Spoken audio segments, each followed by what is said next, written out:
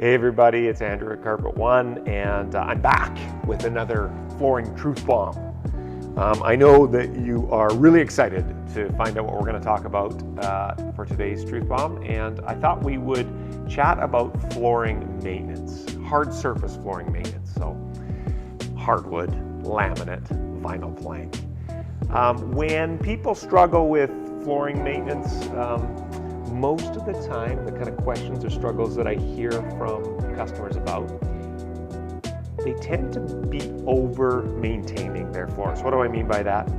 I mean that today's modern floors do not take a lot of work to maintain. Really, what you should be doing is flat mopping, light misting, and I mean light misting over the floor, flat mopping to get the dust off your floor, or vacuuming. And then, if you spill something on the floor, wipe it up.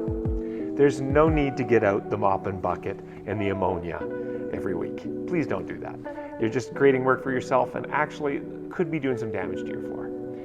Anyway, that's it for another Flooring Truth Bomb. Call us if you've got any questions, or email us or text us.